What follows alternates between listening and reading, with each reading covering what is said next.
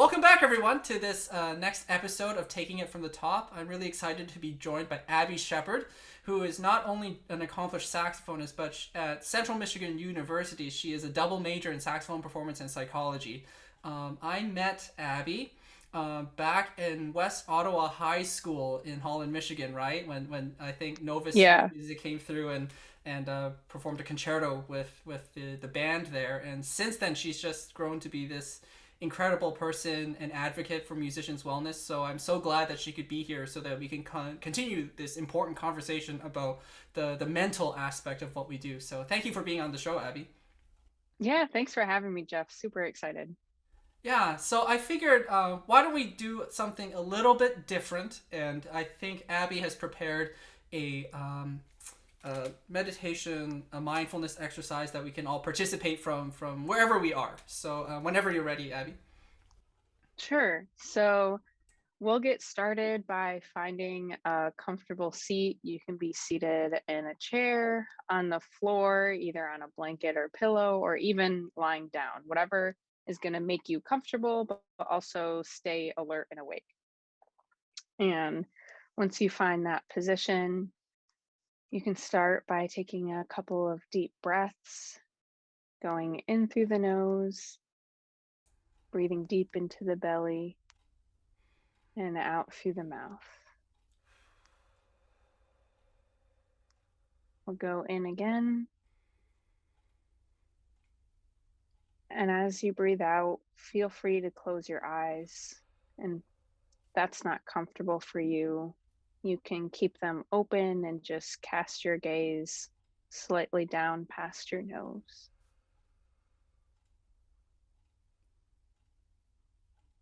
You can let your breath return back to normal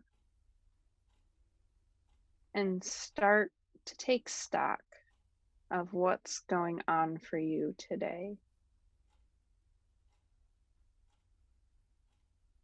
Notice any physical sensations you might feel, maybe the weight of your body on the chair or on the floor, any contact points, maybe your hands on your knees.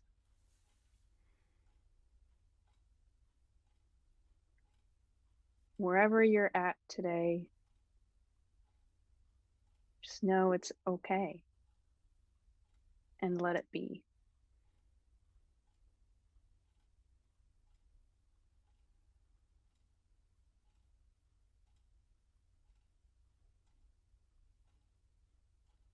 You can start shifting your attention now to your breath. Find a place that you feel the breath most easily. For some people, that might be feeling the air coming in and out through the nose. Some, it's the rise and fall of the chest. And for others, it might be down in the belly.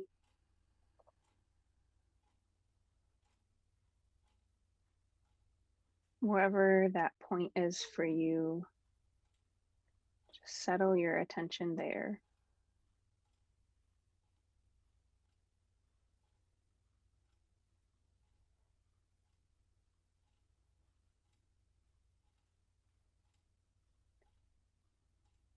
And you don't have to change anything.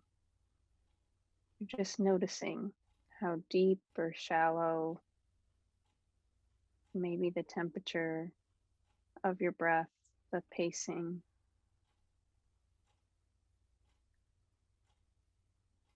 And just this breath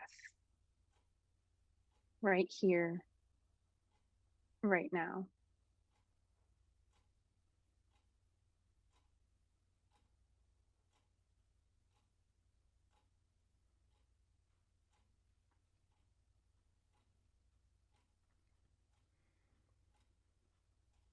And if your mind wanders, your attention shifts away from your breath, it's totally okay and it's totally normal.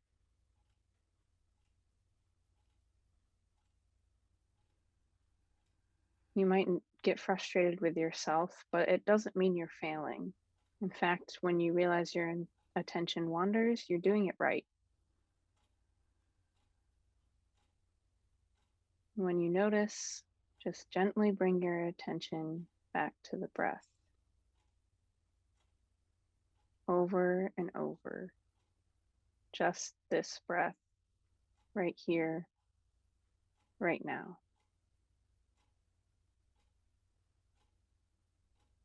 And we'll just stay with the breath for a few moments.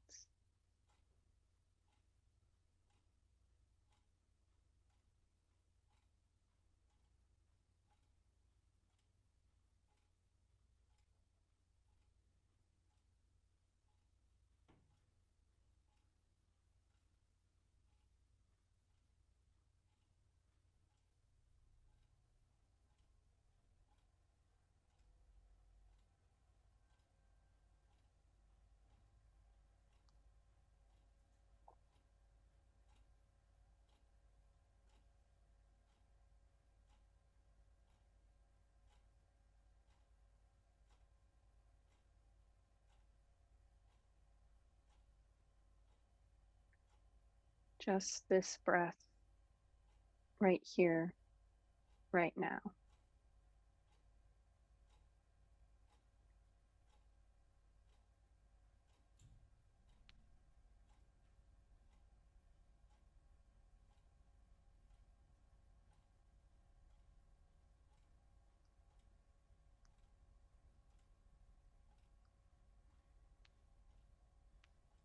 Now, maybe you try widening your awareness a little. Start to take in the entire body, physical sensations, emotions, maybe any sounds around you.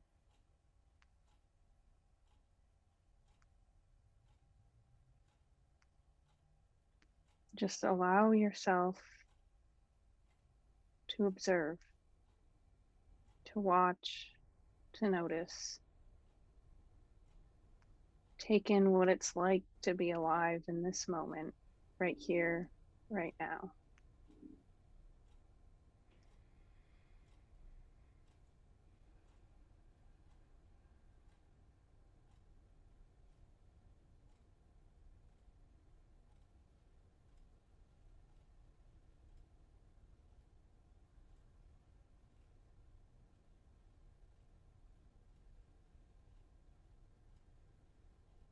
And when you feel ready, you can gently open your eyes, maybe looking around and noticing the area around you and transitioning back to the world.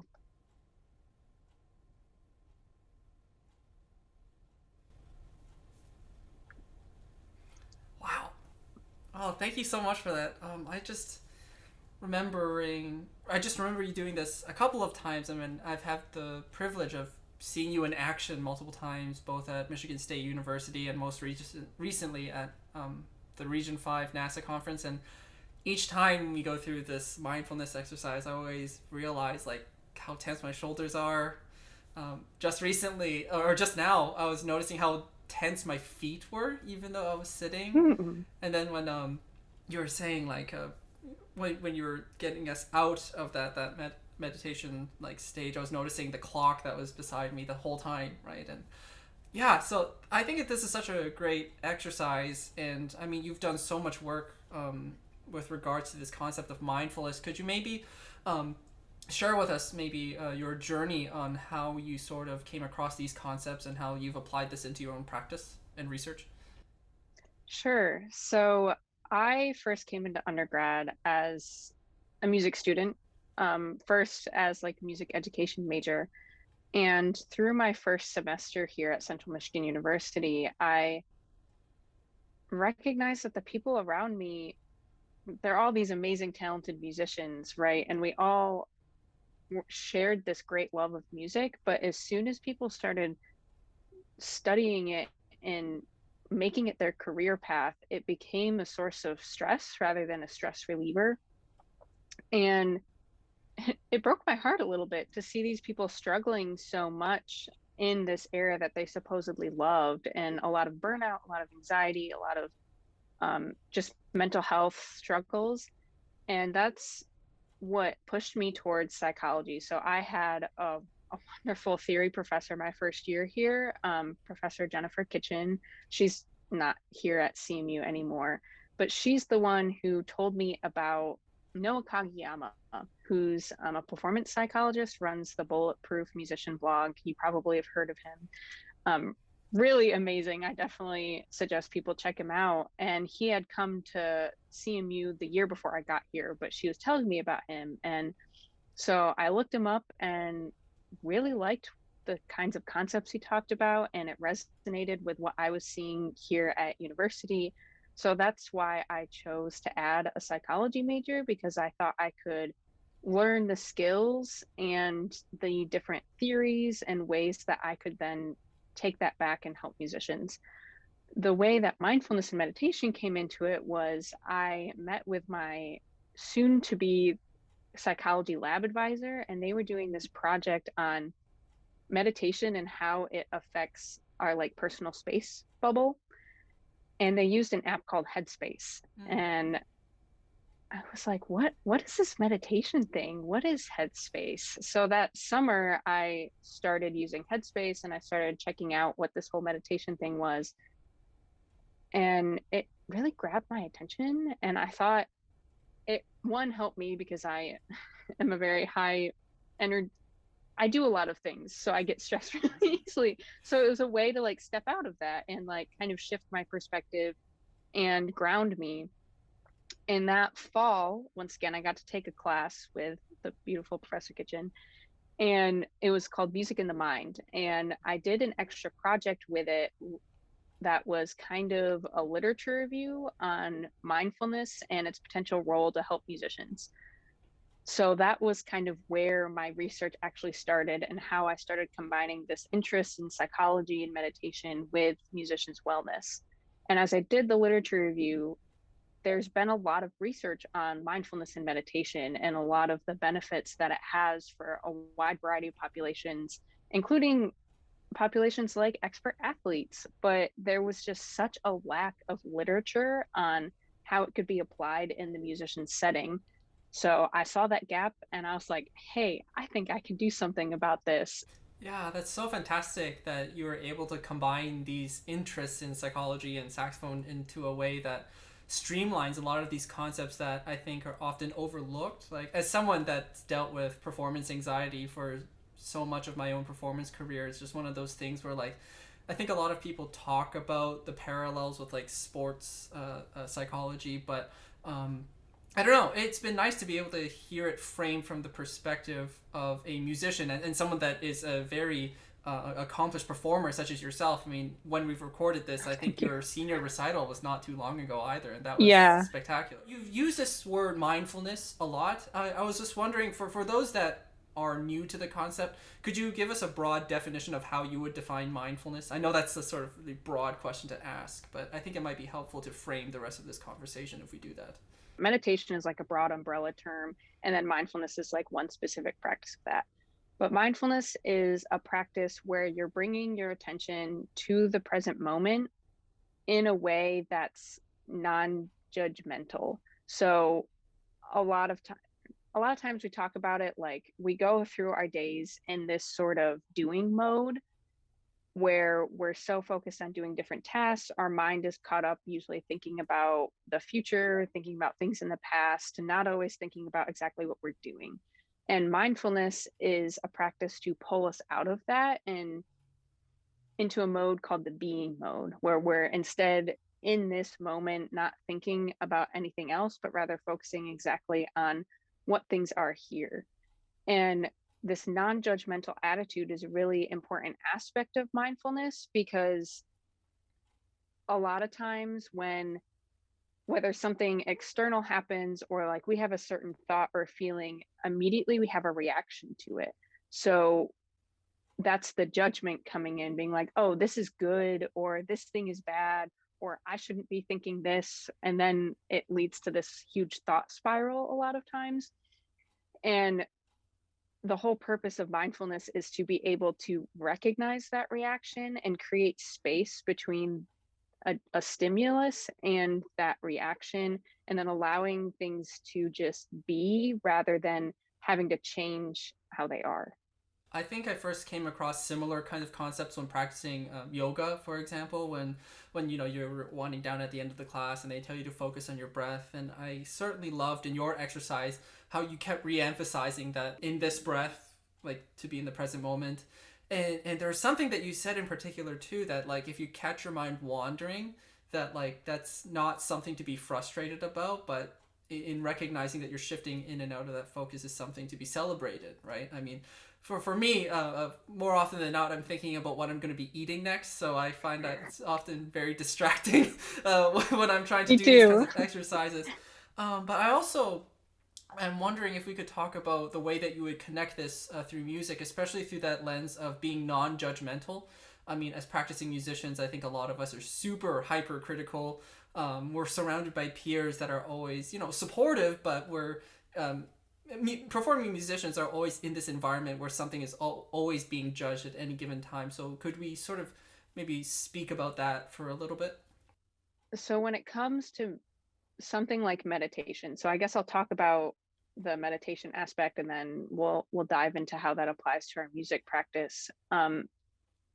When people are new to meditation, a lot of times they have this idea that they have to completely stop thinking and that they can't have any thoughts in their head. And if their mind goes anywhere, then they're doing it terribly, which isn't true at all. Like, as long as you're trying, you're doing meditation right.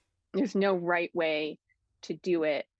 And so I brought that up because I want people to know that there's nothing wrong with your mind wandering. Like, you are normal for doing that. And because we want to be perfect and we want to do it well, we have that judgment of like, I can't believe my mind is wandering.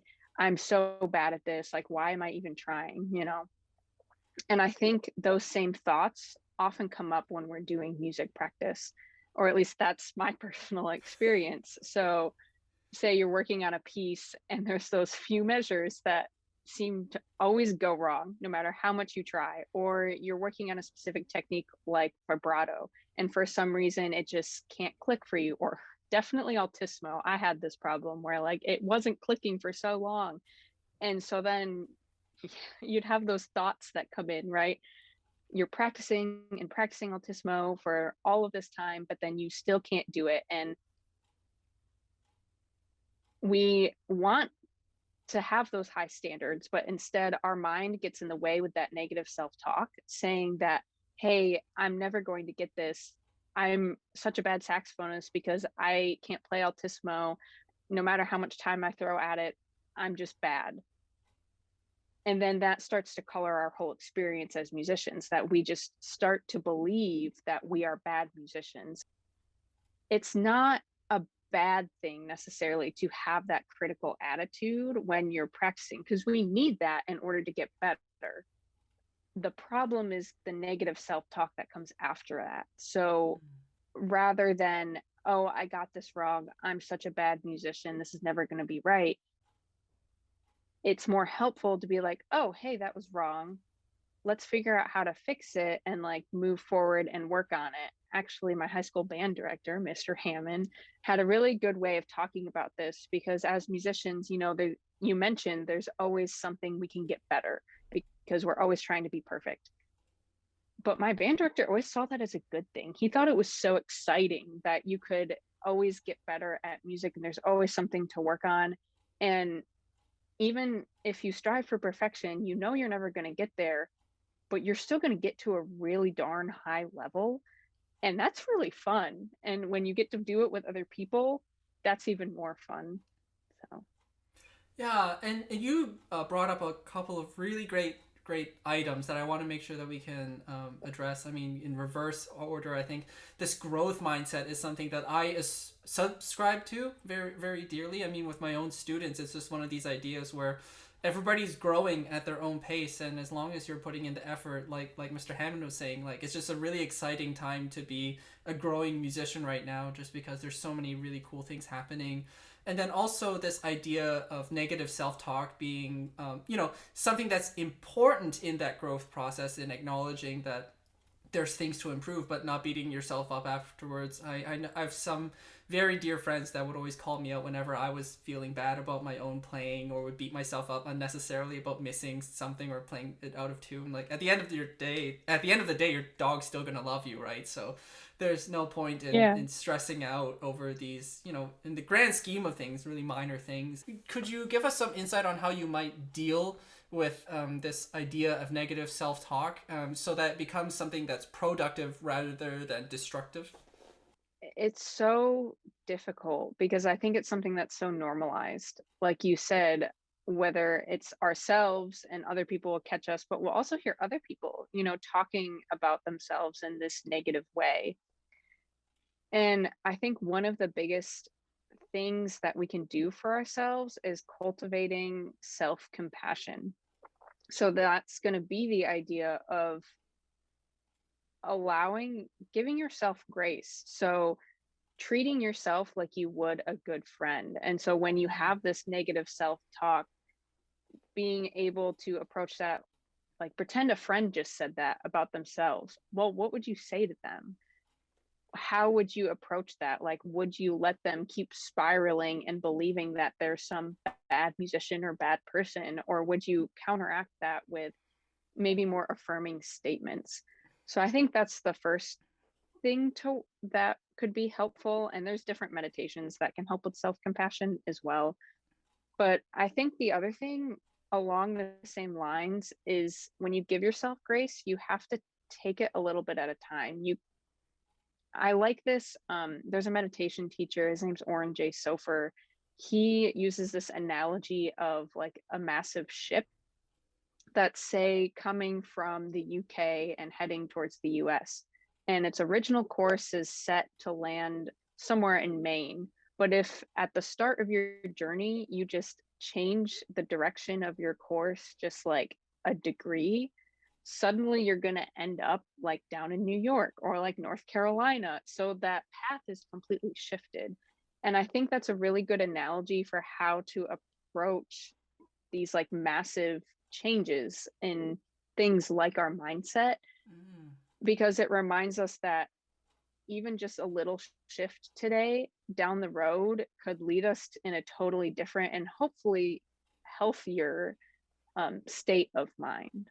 And something that I like to tell all of my students, and I have to remind myself a lot about this, is that, this concept of reframing your mistakes and just using those as learning opportunities, than beating yourself about missing that note or missing that concept. I think it's that saying about Newton that he said when he was asked about how he invented the light bulb. He didn't fail 1,000 times. He had to, like, he found 1,000 ways not to do it until he found the one way to make it right. So like you said, when it comes to practicing these skills, it's important to take stock of these little incremental steps in this overall grand scheme trajectory, right? Yeah, and I think you hit the nail on the head that it's sometimes scary too to embark on like changes and new things because we are afraid of failure, right? And we see failure as something that's, yeah, it's bad, but we think we're doing something wrong if we fail, but really you're doing something right, like you have to fail in order to know what is going to work and what isn't. Mm-hmm.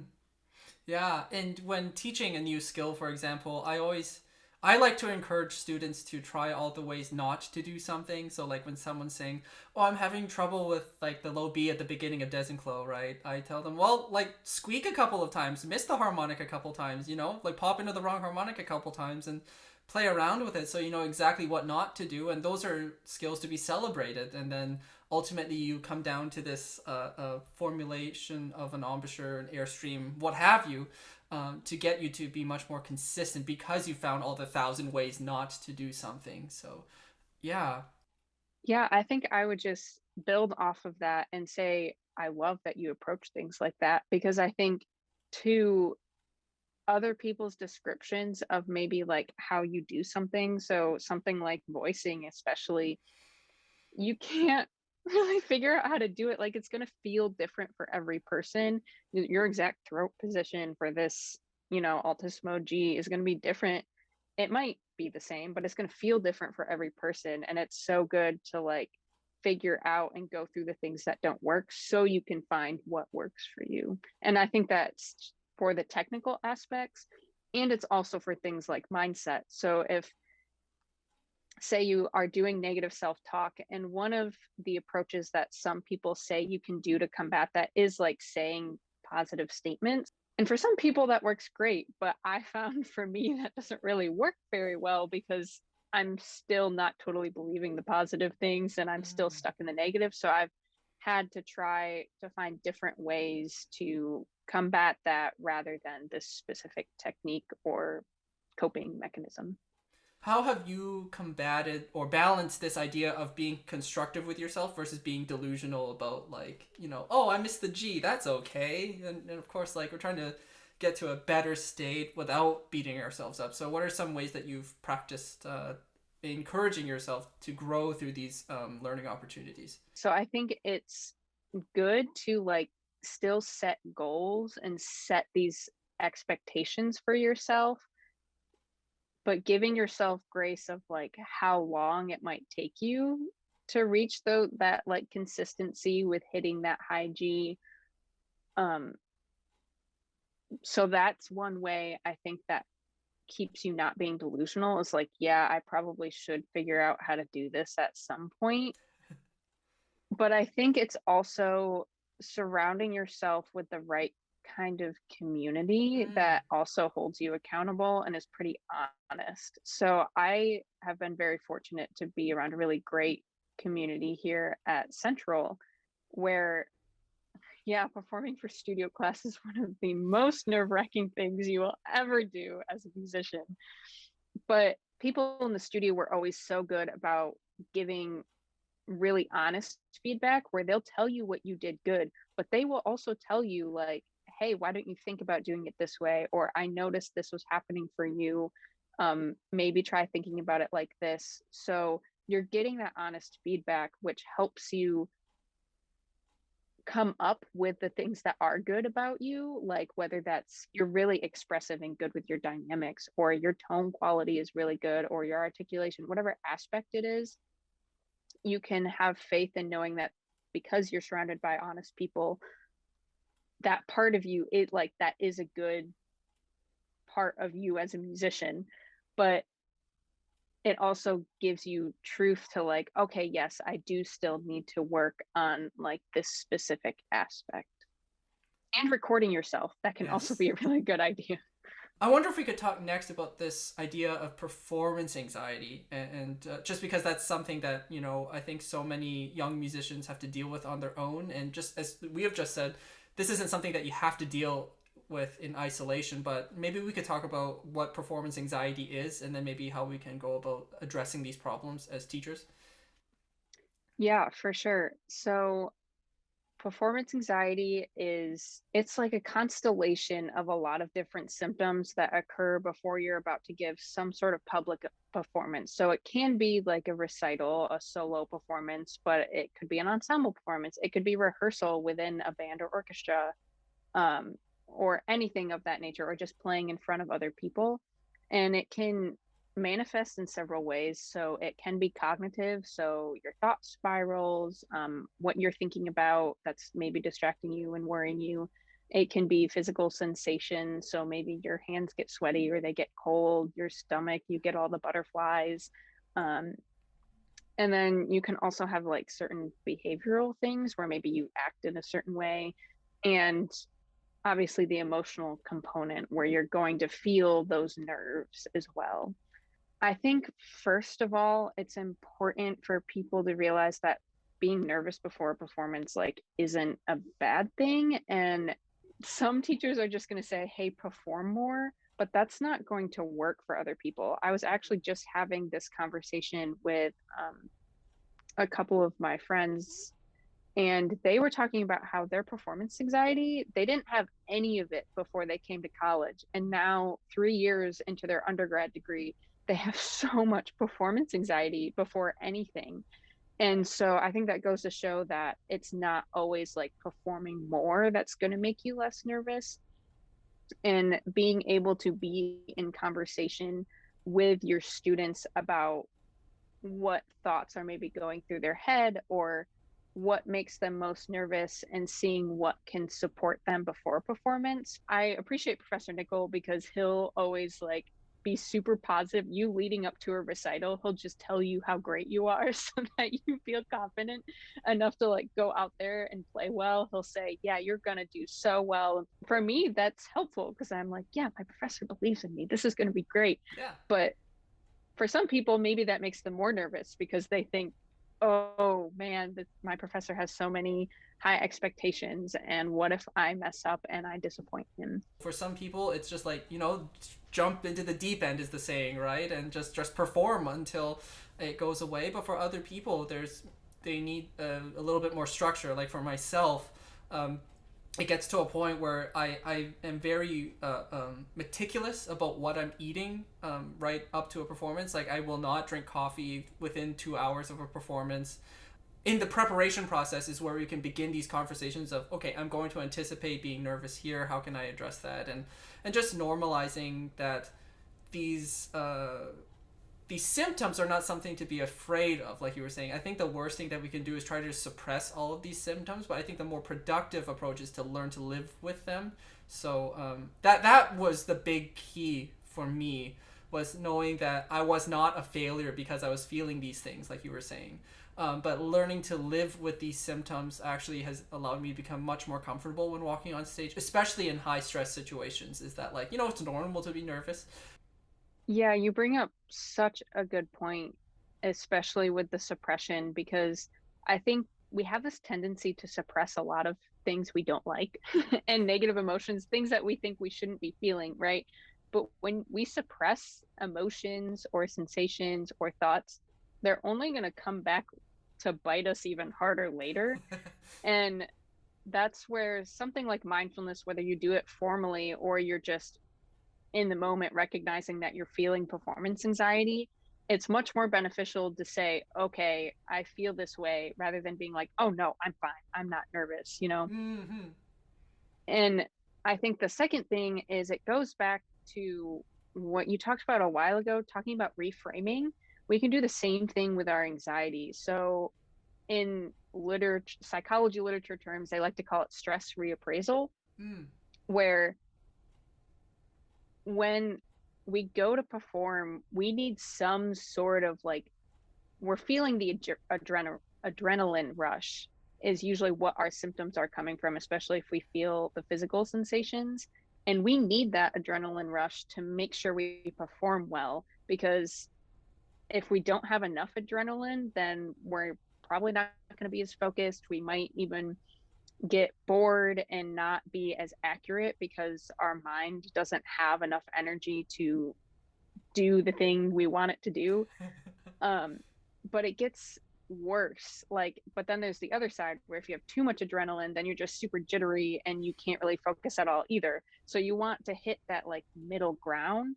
And oftentimes, what pushes us over the edge is we feel the physical sensations, we label it as anxiety, which isn't necessarily bad, but sometimes when we label it that way, then it causes our thoughts to spiral into things, worrying about what people are going to be thinking that are watching us, or thinking about those few measures or this specific piece that we're worried we're going to mess up on, or maybe I'm not going to be with my accompanist, things of that sort. So rather than labeling it as anxiety, we can maybe take a step back and say, oh, this is just my body getting ready for me to give like a great performance or something of that sort. Yeah, and I love that you bring up the topic of mindfulness again, because I think when dealing with like pre competition, pre audition jitters, there's a lot of things that going through our heads that we are stressing out over. But then I think, like you're saying, in the mindfulness approach, knowing and recognizing what you can and can't control is really important, because, like, I don't know how person A, B, and C before me are going to sound like, but I have total control of how I'm going to approach my 20 minutes on stage or whatever. So in that mindfulness approach, I think um, that idea of letting go has also been very helpful for me in identifying what I have control over and what I don't. Absolutely. And that is such a big teaching of mindfulness is this idea of there's a lot of things we don't have control over, which, we say that and it's kind of scary, right? Because I don't know, I come, or at least especially I used to be a person who wanted control of everything and wanted everything to go my way Yeah. and trying to make it fit my vision of what things should be. But as I've practiced mindfulness and meditation over the past few years, you realize how in flux everything is and how you're not in control of a lot of it, but you are in control of what you let your mind do and how you approach certain situations. Mm-hmm. The way that you described that, it made me think about doing more performances of improvised music. For me, has really helped me overcome those needs to feel like I have to control everything. And in these improvised performances, just like being able to make music with other people, be mindful of what's happening in a musical situation, and just going with the flow, and whether or not that goes according to plan, it's totally fine. Yeah, I love that. As somebody who is a jazz musician too, I found that to be a major blockage to me in jazz music, especially when I was in high school, but I think it carried over into college too, is I always feared the actual solos, right, of improvising. And I realized it's because I was trying to get myself to sound a certain way, but there's so much you can't control in jazz. And when I just let myself enjoy the solo and improvising more and trusting that I had the technique and knew the changes that were in that piece and was able to like let go and rather speak to whatever I felt in the moment, I feel like I played better. I don't know objectively if I played better, but I felt better about it. But I think there's something to celebrate in that, though, right? To be able to walk away from a performance and feel like you accomplished something, because I think that's such a rare thing, especially in what we do as classical saxophonists. There's always like, well, I should have used this bis fingering here, or I should have done this there, but like we don't celebrate the successes of being able to maybe tell like this music that addresses a bigger narrative, or we don't know the audience's perception of this music, and little Bobby or Sally in the audience might think the Crescent Sonata was like the coolest thing ever, but like you were hung up on missing that, like your major seconds in the third movement or whatever, right? So I think what you're saying about leaving the performance feeling good about yourself, that's the kind of performance experience, that's the kind of practice and preparation experience that we want to cultivate leading up to a performance. Is it's great to have your professor patting you on your back as you walk on stage, but knowing that you've prepped yourself with all of these positive reinforcements in performance and practice preparation experience is really important as well. I know we're approaching sort of the end of our segment, but I was just wondering, what's next for you in terms of your research interests? I have started over the past year incorporating my interests in social justice with what I do. And as of right now, I'm heading in a little bit different direction than specifically music psychology. Mm. But I'm tying meditation and mindfulness in with social justice. But I think somehow I want to make sure music is still a part of that. So I think art and music plays an important role in how we look at different issues, and it can shift our perspectives and bring to light a lot of maybe what's wrong with the world, but it can also give us hope for a world that is better than where we are right now. I think a really good example of this is Dr. Jordan Van Hemer at Hope College, who is doing a lot right now related to like that a lot of the Asian hate crimes that have been happening in the past few months, and did a concert and fundraiser last week related to that, and releasing his album called I Am Not a Virus. And that is just such a good example of like the power of music, because it can connect us so much at a much deeper level than like words can, which is cliche, but it's true. And I think tying that with like meditation that also has such a powerful ability to shift our perspective could do so much for the world. And I'm not entirely certain what that looks like for the future, but in some capacity, I hope I can stay in the musician community, but making sure people realize that what they do plays into this broader picture of the social systems in which we're in. Yeah, and so thank you so much for saying that. I mean, like for a lot of us, we get so caught up in practicing our scales, making sure we can hit the altissimo note, but forgetting, like you were mentioning earlier in this podcast, like the bigger objective, what we're trying to do. And I love seeing the way that you've grown as a person and a musician over these years. And I wish you the best of luck as you go on to change the world one note at a time, I guess. So, Thank you. Thank you. yeah, so thank you again, Abby, for joining us today. Yeah, thanks for having me. This was a great conversation, and I am excited to see what you do as well as this continues. All right, see you later.